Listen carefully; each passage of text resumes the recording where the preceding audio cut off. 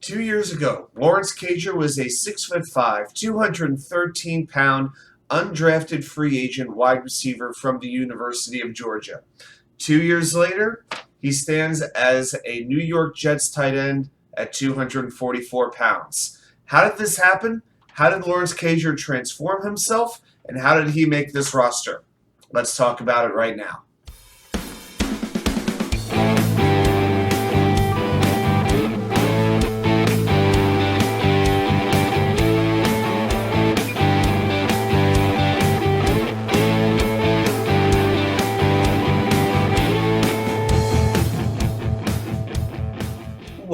Well. Welcome back to New York Sports Wicker Media. I am Watsu-K99. Thank you for taking the time to watch this video. So the photograph that you saw at the beginning of this video, believe it or not, was a 17-year-old Lawrence Cager at One Jets Drive attending Jets training camp.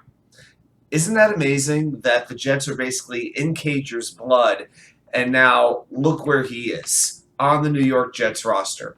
So let's talk about the story. How did he get from basically being an afterthought? Most NFL fans were writing him off, never felt he was going to really do anything in this league. And now he's standing as a tight end on the 53-man roster. Let's talk about this for a moment. So Lawrence Cager has dealt with a lot of injuries. That's been his biggest bugaboo, really. He's played at the University of Miami and the University of Georgia. Now, his sophomore season at Miami, he tore his ACL. Then in Georgia, during his senior season, he had some rib injuries, had shoulder injuries, before suffering a season-ending ankle injury. But before that injury, he had some pretty productive numbers. He had 33 catches for 476 yards, 4 touchdowns, and that was in just 8 games. So he wasn't playing a lot, but when he did, he was making a difference for the Bulldogs, and he was actually making quarterback Jake Fromm look really good.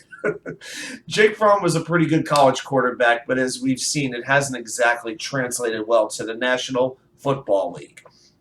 So Lawrence Cager, due to the injury concerns, goes undrafted in the 2020 draft. But the Jets show a lot of interest. Joe Douglas very actively recruited him. He courted Cager. He loved his raw potential, which makes a lot of sense considering how barren the Jets tight end room was at the time. And he signed him. So 2020 was not exactly a great year. You kind of knew Cager was going to be a very raw project. There was ability there, but he had a lot of learning to do. He just hadn't had the reps that he needed to show that he could play. So he only played 2 games for the Jets in 2020. 2 games, 2 catches on 6 targets for 35 yards. In early October, though, hurt his hamstring. He was placed on the practice squad injured list.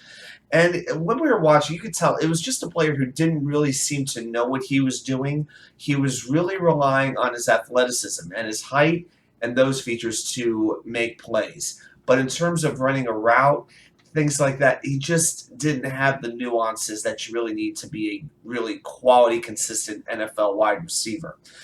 August 30th, 2021, the Jets released him. And he caught on quite quickly with the Cleveland Browns. They signed him to their practice squad. And then in November, they elevated him to the active roster. And he kind of shuffled back and forth. He really only played 1 game with Cleveland. Did absolutely nothing in that game. And then on Christmas Eve, of all days, Browns released him. Christmas Eve. That's absolutely brutal. To release anybody on Christmas Eve is just a nightmare in my mind. They did sign him back to the practice squad a couple of days later, but the writing was on the wall. They were not going to keep him. And then in January, the Jets signed him back. And then the idea was concocted to make him a tight end because he just didn't have the speed for wide receiver. But Joe Douglas, Robert Saleh, they took a look at him and thought, maybe as bad as our tight end room has been, and keep in mind, this is before the Jets had signed C.J. Uzomah, Ty Conklin, before they drafted Jeremy Ruckert or anything like that. All they really had at the time, they still had Ryan Griffin, Kenny Ebola, Trevon Wesco, Tyler Croft. They were still hanging around. Dan Brown was still kicking around on the roster. They thought maybe if we change his body, he could put a little size on. he could be a useful tight end in the system. So, what did the Jets do? They sent him to a trainer named Myron Davis. Myron Davis. Now, what Myron did was immediately get him working out 5 days a week, and working out to the point where he was squatting 500 pounds 6 times within weeks. He really changed Cager's nutrition habits as well. He upped the rice, he upped the vegetables, he upped the fish, the complex carbohydrates, a lot of baked potatoes, a lot of baked sweet potatoes, plus a peanut butter sandwich before bed every night, which I could get behind that. I don't mind a good peanut butter sandwich either. And it's gotten to the point where what impressed Myron Davis the most about Lawrence Cager was that he was willing to put in the work. You know, Myron Davis has worked with a lot of players. Vontae Davis, Vernon Davis, for instance. He's worked with some pretty good players. And what struck him about Cager was, unlike a lot of wide receivers that he's seen, Cager was willing to put in the work, both nutritionally and in the weight room and in the gym. And it's paid off. He's put on 30 pounds of lean muscle. I mean, the guy is ripped. He is absolutely ripped right now. And Myron Davis says, I see a little bit of Vernon Davis in Lawrence Cager. He says, I could see that comparison. And all that work has paid off because Cager had a very productive preseason. Regardless of who it came against, the bottom line is he did produce.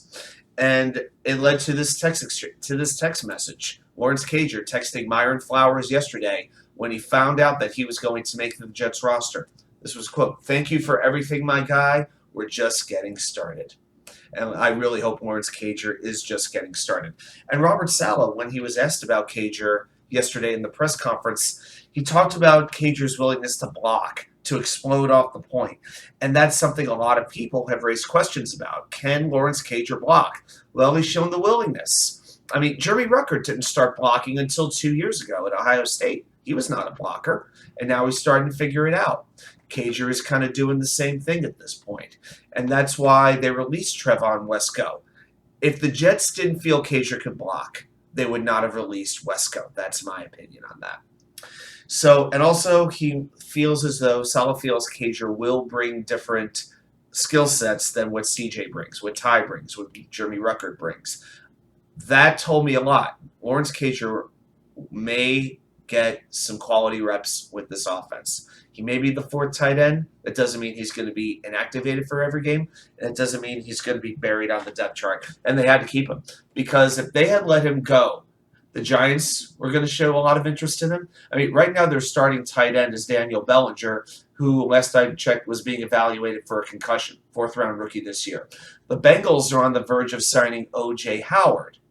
If they're willing to sign O.J. Howard, who is proving to be a pretty big disappointment compared to all the hype that he was given, you don't think they would have had at least some interest in Lawrence Cager? The Jets were not going to sneak him onto the practice squad. It was not going to happen. So you might say, okay, Y2K, well, it's all good. It's a good story he made the roster, but what's going to happen in the regular season? What's he going to do? We don't know. But we know that the Jets staff believes in him enough where he has earned the spot for right now. And the way I look at it, the fact that Lawrence Cager has put in the work that he has over the 6 to 7 months that he did with Myron Flowers to change his lifestyle.